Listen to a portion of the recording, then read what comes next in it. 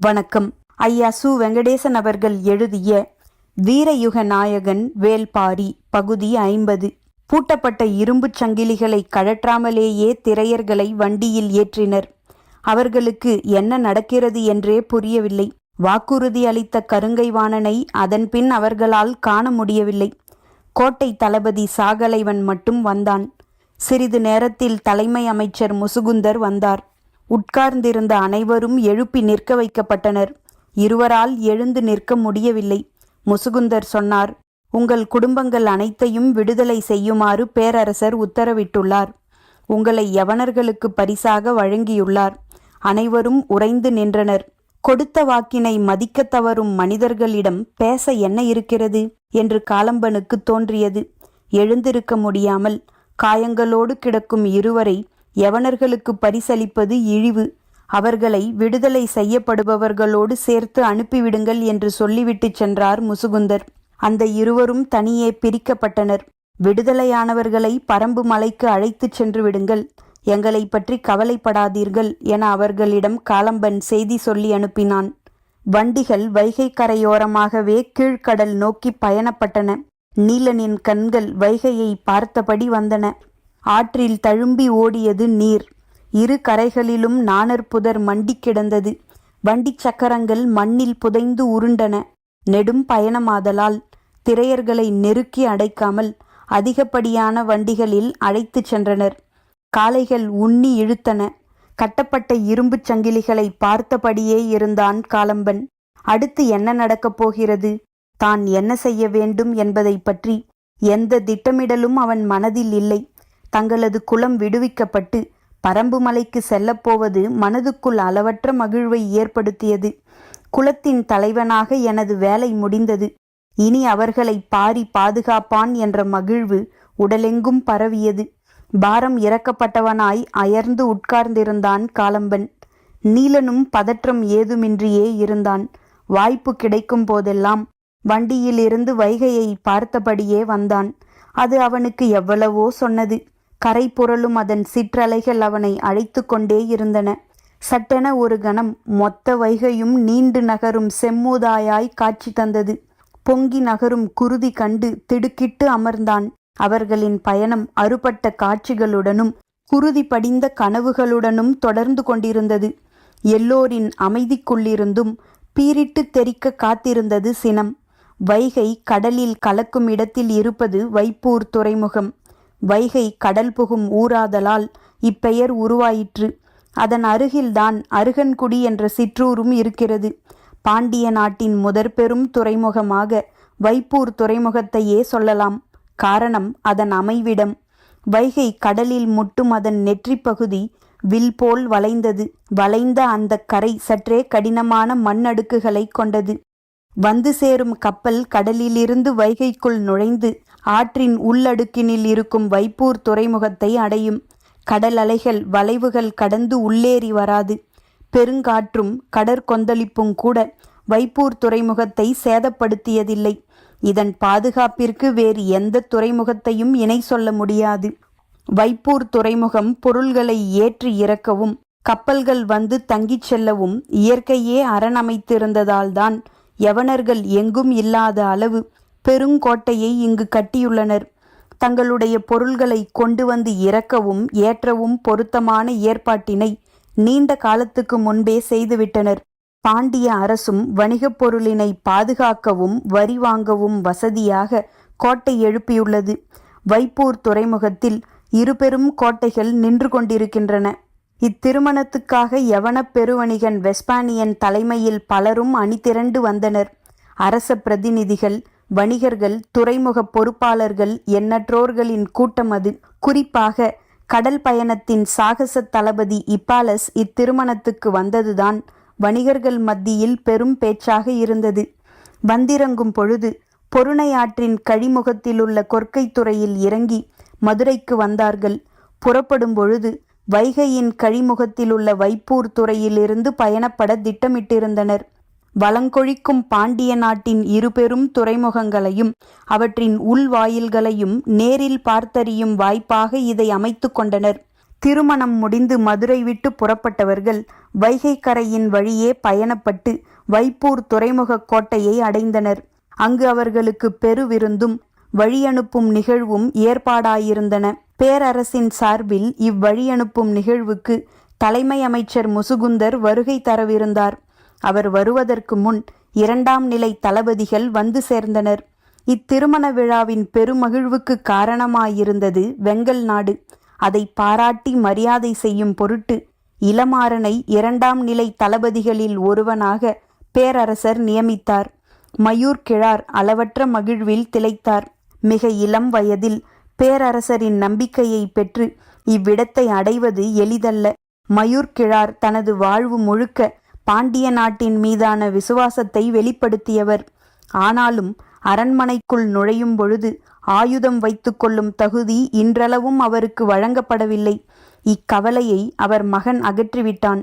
இனி உறைவாளோடு அவன் அரண்மனையில் காட்சியளிப்பதை அவர் பார்க்கலாம். ஆனால் அரசரின் அவையில் வாளோடு செல்லும் உரிமை இளவரசன் உள்ளிட்ட யாருக்கும் இல்லை. பாண்டிய நாட்டின் சட்ட விதிகள் மிக கடுமையானவை. பட்டத்து யானையின் மீது போர்த்தப்படும் துணியின் வண்ணம் முதல் படுக்கை அறையில் நாள்களுக்கு தகுந்தவாறு மலர வேண்டிய நறுமணப் புகையின் வாசம் வரை எல்லாவற்றிற்கும் விதி செய்யப்பட்டுள்ளது. விதியால் வார்க்கப்பட்டதுதான் அரசாட்சி. அதன் உறுதிக்கு மட்டுமல்ல, இரக்கமற்ற குணத்திற்கும் அதுவே அடிப்படை. விதிகளின் படிக்கட்டுகளில் கால் பதிக்கத் தொடங்கியவனை அதுவே அடுத்தடுத்த நிலைக்கு கொண்டு சென்றுவிடும். அதன் பிறகு அவனுக்கு தகுந்ததாக விதி தன்னை மாற்றிக்கொள்ளும். இணை மீன்கள் பொறிக்கப்பட்ட பாண்டிய நாட்டு அரச முத்திரையுடனான கவசத்தை இளமாறன் முன்மார்பில் அணிந்ததை பார்த்த பொழுது மயூர் கிழாரின் கண்கள் மகிழ்வில் கரைந்தன. அவர் வெங்கல் நாட்டுக்கு புறப்படும் நாளன்றுதான் அவன் வைப்பூர் கோட்டைக்கு தனது ஆலாவின் மேலேறி பயணப்படத் தொடங்கினான். உடன் வந்த வீரர்களின் குதிரைகளால் ஆலாவின் வேகத்துக்கு சிறிதும் ஈடு கொடுக்க முடியவில்லை. அவர்களின் புகழ் மாலைகள் முழுவதையும் ஆலாவே சூடிக்கொண்டது. வைப்பூர் கோட்டையை இளமாறன் அடைந்த பொழுது திரையர்கள் அங்கு வந்து சேர்ந்து 1 வாரமாகியிருந்தது. முன்பு போல் இல்லாமல் திரையர்களுக்கு நல்ல உணவு கொடுக்கப்பட்டது. யவனர்களுக்கு பரிசாக கொடுக்கும் பொழுது அவர்களின் காயங்கள் ஆறி தெளிச்சியாக இருக்க வேண்டும் என்பதற்காக கோட்டையின் இடது மூலையில் இருந்த அறையில் தனித்தனி சங்கிலிகளால் அவர்கள் கட்டப்பட்டிருந்தனர். கப்பலிலிருந்து இறக்கிய பொருள்கள் எங்கும் குவிக்கப்பட்டிருந்தன. இளமாறன் கோட்டைக்கு வந்ததிலிருந்து அவனை பற்றிய பேச்சை விட அவனது குதிரையை பற்றித்தான் பாண்டிய வீரர்கள் அதிகம் பேசினர். குதிரையின் பெயர் ஆலா என்று அறிந்ததிலிருந்து அதன் ஒவ்வொரு அசைவையும் உற்று கவனித்து கொண்டிருந்தான் நீலன். சில நாள்களுக்கு பின் படை வீரர்களின் பெரும் அணிவகுப்பொன்று கோட்டைக்குள் வந்தது. தலைமை அமைச்சர் முசுகுந்தர் வரும் செய்தி தெரிவிக்கப்பட்டது. ஆனால் வந்தது அவர் மட்டுமல்லர். பாண்டிய பேரரசனின் பெரும் செல்வமாக கருதப்படும் 20 தேவாங்குகளும் உடன் கொண்டு வரப்பட்டன. சூழ்கடல் முதுவனுக்கு கொடுக்கப்பட்ட 20 தேவாங்குகள் போக மீதமுள்ள 20 நாம் வைத்துக்கொள்வோம் என பேரரசர் முடிவு செய்தார். அவற்றை எங்கு வைத்திருப்பது என ஆலோசித்த பொழுது வைப்பூர் கோட்டையில் வைப்பதே பொருத்தம். கடல் காற்றும் கடல் உணவும் அவற்றிற்கு பழக்கப்பட வேண்டும் என்று அவையோர் கூறினர். எனவே மிகுந்த பாதுகாப்போடு அவை இங்கு எடுத்து வரப்பட்டன. அவற்றிற்கென வடிவமைக்கப்பட்ட கலை வேலைப்பாடுகளுடனான கூண்டுகளில் அடைக்கப்பட்டு கோட்டைக்குள் வைக்கப்பட்டன. எண்ணற்ற வீரர்கள் உடன் வந்திருந்ததால் முதலில் அவற்றை கவனிக்க முடியவில்லை. அன்று மாலைதான் அந்த கூண்டுகளுக்குள் அவை இருப்பது தெரிய வந்தது. தொலைவிலிருந்து அவற்றை பார்த்து கொண்டிருந்த காலம்பனின் முகத்தில் தன்னையும் அறியாமல் புன்னகை பூத்தது. உங்களை தேடி சிறு படையோடு நான் வந்தேன். என்னை தேடி பெரும் படையோடு நீங்கள் வந்திருக்கிறீர்கள் என மனதில் எண்ணிக்கொண்டே நீலனை பார்த்தான். நீலனோ அவற்றை நேர்கொண்டு பார்க்க முடியாமல் தலை கவிழ்ந்து அவற்றிடம் மன்னிப்பு கோரிக்கொண்டிருந்தான். மலை உச்சியிலிருந்து வான் பார்த்து கொண்டிருந்த அவை கடலின் விளிம்புக்கு வந்து சேர்ந்ததற்கு ஏதோ ஒரு வகையில் தானும் காரணமாகிவிட்டோம் என்ற குற்ற உணர்வின் வழியே கலங்கிப்போய் இருந்தன அவன் கண்கள். இரவு யவனர்களின் கோட்டையில் பெரும் விருந்து நடக்க உள்ளது. அதில் பங்கெடுத்து மணவிழாவுக்காக வந்தவர்களுக்கு நன்றி சொல்லி வழி அனுப்பத்தான் முசுகுந்தர் வந்திருக்கிறார். நாளை காலை பொழுதில் யவன கப்பல்கள் புறப்பட உள்ளன. எனவே இன்று இரவே திரையர்களை அவர்களிடம் அளிக்க ஏற்பாடாகி கொண்டிருந்தது. யவனர்களை நேரில் சந்தித்து தனது நன்றியை தெரிவிக்க சூழ்கடல் முதுவனும் வந்து சேர்ந்துள்ளார். எல்லோரும் இரவு சந்திக்க உள்ளனர். அதற்கு முன் சூழ்கடல் முதுவன் செய்ய வேண்டிய வேலைகள் நிறைய இருந்தன. தனக்கு வழங்கப்பட்ட 20 தேவாங்குகளை 10 கூண்டுகளில் கொண்டு செல்ல ஏற்பாடுகள் செய்யப்பட்டன. கடற்பயணத்துக்கு ஏற்ப அக்கூண்டுகள் வடிவமைக்கப்பட்டிருந்தன. மிக முக்கியமாக எந்தெந்த கப்பல்களில் இவற்றை அனுப்பி வைப்பது என்பதை முடிவு செய்வதில்தான் சூழ்கடல் முதுவனுக்கு பெரும் நெருக்கடி இருந்தது. அவர் வணிக உலகின் நியதியை அறிந்தவர். எந்த கணத்திலும் அது என்னவாக மாறும் என்பதை தெளிவாக உணர்ந்தவர். அதுவும் திசை காட்டும் ஒரு விலங்கு என்பது கடற்பயணத்துக்கு அச்சாணி போன்றது. இதனை அறிந்து பயன்படுத்தி பழக்கிய பின் உறுதியாக தன்னிடம் கொண்டு வந்து சேர்க்க வேண்டும். எனவே தன்னிடம் அளவற்ற நம்பிக்கையோடு இருப்பவர்களிடம் மட்டுமே கொடுக்க வேண்டும். அதே நேரத்தில் எல்லா திசைகளிலும் செல்லும் கப்பல்களில் இவ்விலங்குகள் சென்றாக வேண்டும். சிறிய கலங்கள், பெரிய கலங்கள், நாவாய்கள், சீரிப்பாயும் தன்மை கொண்ட வங்கம் என பல வகைப்பட்ட கப்பல்களில் அவற்றை அனுப்ப வேண்டும். அப்பொழுதுதான் இதனை முழுமையாக நம்மால் கணிக்க முடியும். மிக தொலைவில் உள்ள தீவுகளுக்கு பெருங்கலங்களே போகின்றன. ஆனால் பெருங்கலங்களை உடைய வணிகர்கள் ஏதோ ஒரு வகையில் தன்னுடைய போட்டியாளராக வரும் வாய்ப்பினை கொண்டவர்களாக உள்ளனர். எந்த நாட்டின் மன்னன் எந்த வணிகனை எப்பொழுது ஆதரிப்பான் என்பதனை கணிக்க இயலாது.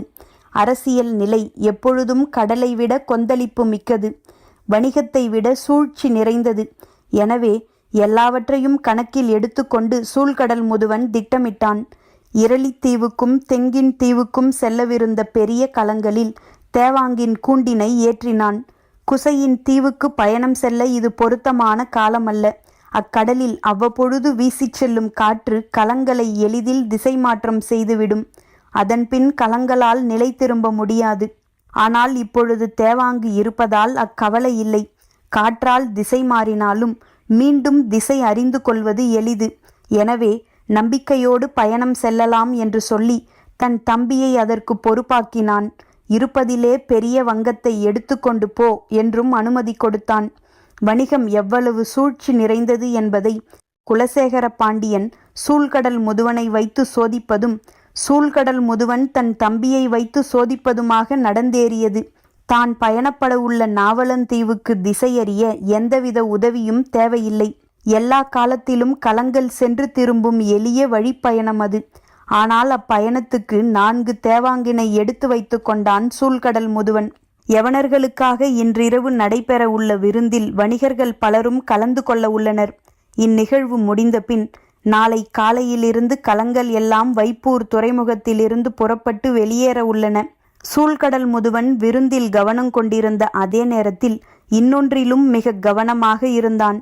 தேவாங்கினை எடுத்துச் செல்ல தேர்வு செய்யப்பட்ட கப்பல்கள் இன்று நள்ளிரவிலேயே புறப்படுவதற்கான ஏற்பாட்டினையும் செய்திருந்தான். பேரரசர் விதித்த கட்டளைகள் மிக முக்கியமானவையாக இருந்தன. முதற்கட்ட பயணம் முடியும் வரை இவை பிற வணிகர்களுக்கு தெரியாமல் இருப்பது முக்கியம் என்று கூறியிருந்தார். இரவு நெருங்கியது. வைப்பூர் துறைமுகம் கணக்கில்லாத கலங்களால் நிரம்பி வழிந்து கொண்டிருந்தது. யவனர்களின் நாவாய்கள் நாளை புறப்படுவதற்காக ஏற்பாடாகி கொண்டிருந்தன. பெரும் வடிவத்தில் அசைந்தாடும் யவன நாவாய்களை பார்ப்பதே பேரழகு. துறையின் கரையில் பாதி தொலைவுக்கு மேல் யவன நாவாய்களே நின்றிருந்தன. அவற்றின் அகலமும் உயரமும் கரையிலிருந்து பார்ப்பவரை திகைக்கச் செய்யக்கூடியது. நெடுந்தொலைவு செல்ல வேண்டிய பயணமாதலால் 2-3 பாய்மரங்களை கொண்டதாக இருக்கும். கப்பலின் வலப்புறம் துறைமுகப் பகுதி, அதாவது துறைமுக மேடையை ஒட்டி நிறுத்த வேண்டிய பகுதி. இடப்புறம் மீகான் மேலேறி நின்று பார்க்கக்கூடிய கூம்பு வடிவ மேடை அமைக்கப்பட்டுள்ள பகுதி. பெருங்கப்பல்களில் இம்மேடையின் உயரம் பாய்மரத்தின் உயரத்தில் 1/3 பங்கு இருக்கும். அது சிறு கலங்களில் ஏற்றப்படும் பாய்மரத்தின் உயரத்துக்கு நிகரானது. கலங்களின் முன்புறம் இருக்கும் சுக்கானின் மேடையும் அதே போன்ற தன்மையுடையதுதான். பாய்மரத்தின் மேலிருந்து எங்கும் இழுபட்டு விடைத்திருக்கும் கயிறுகள் ஒரு கோணத்தில் மீட்டத் தயாராக இருக்கும் யாழ் நரம்புகள் போன்றே காட்சியளிக்கும். கடலும் காற்றும் மீட்டியபடி மிதக்கும் ஒரு பயணம் தொடங்க ஏற்பாடாகி கொண்டிருந்தது. யவன கப்பல்களை தொடர்ந்து சாத்துக்களின் கலங்கள், அதாவது தமிழ் பேசும் வணிகர்களின் எண்ணற்ற கலங்கள் நின்று கொண்டிருந்தன. அவை ஒவ்வொன்றும் ஒவ்வொரு தன்மையுடையவை. கலங்களின் முகப்பில் பொறிக்கப்பட்ட வடிவத்தை வைத்து அவற்றிற்கான பெயர்கள் அமைந்திருந்தன. யானை, சிங்கம், குதிரை போன்ற எண்ணற்ற வடிவங்களை தாங்கியதாக அவற்றின் முகப்புகள் இருந்தன. வனப்பேறிய இவ்விலங்குகள் எல்லாம் சீரும் கடலலைக்குள் தலைநுழைத்து மேலெழக் காத்திருந்தன. வைப்பூர் துறைமுகத்தில் இவ்வளவு கலங்கள் வந்து நிற்பது இதுவரை யாரும் காணாத காட்சி. அதுவும் அவையெல்லாம் அடுத்த ஓரிரு நாள்களில் புறப்பட ஆயத்தமாகிக் கொண்டிருந்தன. கலங்கள் புறப்பட போவதாக இருந்தால் அதற்கு முன் செய்ய வேண்டிய வேலைகள் எண்ணற்றன. அருகில் இருக்கும் அருகன்குடி மக்கள்தாம் இப்பணிகளை முழுமையும் செய்பவர்கள். ஆனால் ஒரே நேரத்தில் இவ்வளவு கலங்களை அவர்கள் யாரும் பார்த்ததில்லை. பார்க்கவே கண்கொள்ளா காட்சியாக அது இருந்தது. கலங்களை சரி செய்யும் திறன் வாய்ந்த தச்சர்களின் பணிகள் முடிந்த பின் பொருள்களை ஏற்றும் பணி தொடங்கியது. கலங்களின் தன்மைக்கு ஏற்ப ஓரிரு நாள்களோ வாரமோ கூட பொருள்கள் ஏற்றப்படும். கரையெங்கும் மனித கூட்டமும் வண்டி இழுக்கும் விலங்குகளும் நெரிசலில் சிக்கித் திணறின. கரையை விட நெரிசல் அதிகமான பகுதியாக நீர்ப்பகுதி இருந்தது. கலங்களைச் சுற்றி சிறு சிறு தோணிகளும் ஓடங்களும் திரளிமர படகுகளும் மொய்த்து கிடந்தன. பட்டத்து யானைக்கு நடக்கும் ஒப்பனையை போன்றதுதான் பயணப்படும் முன் கலங்களை ஆயத்தம் செய்வது. பணி செய்ய அருகன்குடியில் இருக்கும் மக்கள் போதாததால் பக்கத்திலுள்ள பல ஊர்களிலிருந்து வந்து பணியாளர்கள் வேலை பார்த்தனர். இனிப்பு சாப்பிடும் குழந்தையின் வாய் முழுவதும் ஈக்கள் மொய்ப்பதைப் போல வைகையின் வாய் முழுவதும் கலங்கள் மொய்த்து கிடந்தன. இதை பார்க்கவே கூட்டம் நிரம்பியிருந்தது. எங்கும் தின்பண்டங்கள் விற்பதும் உற்சாக கொண்டாட்டமுமாக இருந்தது. அலை ஓசையும் பறவைகளின் ஓசையும் கூவி விற்கும் மக்களின் ஓசையும் ஒன்றினை ஒன்று விஞ்சிக் கொண்டிருந்தன. வீசுங்காற்றின் உப்பஞ்சாரல் மேனி தழுவியபடி விடாது வீசியது. யவனத் தேரல்கள் எளிய மனிதருக்கும் கிடைக்கும் வாய்ப்பு துறைமுகத்தில்தான் ஏற்படும். புறப்பட போகும் பொழுது தமக்கு சிறப்பாக பணிவிடை செய்தவர்களுக்கு தேரல் குடுவைகளை அள்ளி வழங்கும் யவன வணிகர்கள் உள்ளனர். 2 மாதம் நீண்ட மதுரையின் மணநாள் கொண்டாட்டம் தனது கடைசி விழாவை வைப்பூரில் வைத்து நிகழ்த்தி கொண்டிருந்தது. திருமண விழாவில் பங்கெடுத்த வணிகர்கள் பலருக்கும் நன்மைகள் பல கிட்டின. புதிய அறிமுகங்களும் தொடர்புகளும் அவர்களின் கலங்களை அதிக தொலைவிற்கு பயணப்பட அழைத்திருந்தன. எல்லா கலங்களும் ஏரா எனும் அடிமரத்தின் மீதே விலாவெலும்பு போல இருபுறமும் மேல் நோக்கி கட்டப்படும். அக்கட்டுமானத்தை வாங்குகால் என அழைப்பார்கள். வணிகம் தன்னை இணையில்லா வேகத்துடன் பெருகிக் கொள்ளும் குணத்தையே அடிமரமாக கொண்டது. அவ்வடிமரத்தின் மீது வைத்து கட்டப்படும் எண்ணிலடங்காத வாங்குகால்கள்தான் மீதமுள்ள எல்லா நடவடிக்கைகளும். இத்திருமணம் பங்கெடுத்த வணிகர்களின் அடிமரத்துக்கு வலுச்சேர்க்கும் நிகழ்வாக அமைந்தது என்று மகிழ்ச்சியடையாதவர்கள் யாரும் இல்லை. வாங்குகால்கள் செழிப்பாக அமைந்ததை விருந்தில் கலந்து கொண்ட ஒவ்வொருவரின் முகமும் சொல்லிக் கொண்டிருந்தது. விருந்து தொடங்கி இருக்க வேண்டும். யவனக்கோட்டையிலிருந்து கேட்கும் ஓசை அதனைத்தான் சொல்லுகிறது. அவ்வோசை கேட்கத் தொடங்கியவுடன் துறைமுக மேடையில் இருக்கும் கலங்களின் பொறுப்பாளர்கள் தங்களை இறுதி கட்டத்துக்கு ஆயத்தப்படுத்த தொடங்கினர். ஏனென்றால் விருந்திலிருந்து எந்த கணமும் தங்களின் உரிமையாளர் புறப்பட்டு வரக்கூடும். அவர் வந்தவுடன் கலங்களை நகர்த்தியாக வேண்டும். பணிகள் பெரும் விறுவிறுப்போடு நடந்து கொண்டிருக்கையில் வரிசை வரிசையாக கொண்டு வரப்பட்ட அடிமைகள் கலங்களில் ஏற்றப்பட்டனர். அடிமைகளின் கைகால்களில் இதுநாள் வரை இருந்த இரும்புச் சங்கிலிகள் அகற்றப்பட்டு துளையிடப்பட்ட கட்டைகளில் 2 கைகளும் செருகப்பட்டிருந்தன. துடுப்புகளை இழுக்க தோதான வடிவமாக இதுவே இருக்கும் என்பதால் அடிமைகள் வரிசையாக கலங்களுக்குள்ளே அனுப்பப்பட்டனர். அவர்களை வழிநடத்தும் பொறுப்பாளர்கள் துறைமுகந்தோறும் புதுச்சாட்டைகளை மாற்றுவது வழக்கம். தோலும் விலங்கின் நரம்பும் மரத்தின் நரம்பும் பின்னியபடி நீல் சாட்டை செய்யும் தச்சுக்கூடம் அருகன்குடியில் 3 இருக்கின்றன. ஆனால் இப்பொழுது அங்கு ஒரு சாட்டை கூட இல்லை. எல்லாம் விற்று தீர்ந்துவிட்டன என பேசிக்கொள்கின்றனர். மீன்கள் துள்ளி எழக்கூட இடைவெளியற்று கலங்கள் நின்று கொண்டிருந்தன. ஆனால் எல்லோரின் பார்வையும் குவிந்து கிடந்தது ஒற்றை களத்தின் மீதுதான். அதன் உயரமும் அகலமும் துறைமுகத்தை ஆண்டு கொண்டிருந்தன. அதற்கான வேலைகளை செய்ய மட்டுமே எண்ணற்ற பணியாளர்கள் இருந்தனர். அதுதான் கடல் பயணத்தின் சாகச தளபதியான ஹிப்பாலஸின் நாவாய். அக்கப்பல் இத்துறைக்கு வந்து பல நாள் ஆகிவிட்டன. ஆனால் இத்தனை நாள்களும் இரவில் ஒரு சில விளக்குகள் தான் அதில் ஏற்றப்பட்டிருந்தன. ஆனால் இன்று இரவு எந்த கணத்திலும் சாகச தளபதி இப்பாலஸ் கப்பலுக்கு வந்து சேருவான் என்பதால் அனைத்து விளக்குகளும் ஏற்றப்பட்டிருந்தன. அந்த காட்சியை காண்பவர் யாராலும் கண்களை விலக்க முடியவில்லை. அலைகளுக்கு நடுவே ஓர் அரண்மனை மிதந்து கொண்டிருப்பது போல் இருந்தது. வைகை தனது மேனியெல்லாம் ஒளியை கொண்டு வந்து கடலில் கலப்பது போல் தோன்றியது. இப்பாலஸின் கப்பலில் அடிமைகள் எல்லோரும் ஏற்றப்பட்டவுடன் அக்கதவை பொறுப்பாளன் மூடத் தொடங்கினான். அது அடிமைகளை ஏற்றுவதற்கான கதவு. இனி அடுத்த துறைமுகத்தில்தான் அதை திறப்பார்கள். கதவை பொறுப்பாளன் மூடிய பொழுது ஒருவன் வேகமாக ஓடி வந்து சொன்னான், இப்புதிய அடிமைகளையும் உள்ளே அனுப்பு. அவன் திரும்பி பார்த்தான். கருங்கொள்ளையர்களுக்கு இணையான உடல்வாகு கொண்டவர்களாக அவர்கள் இருந்தனர். வந்தவன் சொன்னான், பாண்டிய நாட்டின் பரிசு பொருளாக நம் தளபதிக்கு இவ்வடிமைகளை தந்துள்ளனர். அவன் மேலும் கீழும் பார்த்தான். கைகளில் இருந்த இரும்புச் சங்கிலி கழற்றப்பட்டு துளையிடப்பட்ட மரக்கட்டைகள் செருகப்பட்டிருந்தன. போதுமான அடிமைகளை உள்ளே அனுப்பி முடித்து விட்டேன். சரி, இவர்களை மேல் தளத்துக்கு கொண்டு போ என்றான். வந்தவன் அவர்களை மேல் தளத்துக்கு அழைத்துச் சென்றான். புதிதாக வந்துள்ள அடிமைகளை சோதனை செய்ய எத்தனையோ வழிமுறைகள் உண்டு. கப்பல் பயணிக்கும் போது பேரலைகளுக்கு நடுவே அவர்களை மேலிருந்து தூக்கி எறிவது அதில் ஒரு வகை. வீசப்பட்டவன் கடலில் மூழ்காமல் எவ்வளவு நேரம் தாக்குப்பிடிக்கிறான் என்பதை பொறுத்து அவனை மீண்டும் கப்பலில் ஏற்றலாமா அல்லது அப்படியே கடலுக்குள் விட்டுவிடலாமா என்பதை கூம்பு வடிவ கூண்டின் மேலிருந்து மீகான் முடிவு செய்வான். திரையர் கூட்டம் நாவாயின் மேல் தளத்துக்கு கொண்டு செல்லப்பட்டு மீகானின் மேடை அருகே நிறுத்தப்பட்டனர். பரம்பின் குரல் ஒலிக்கும்.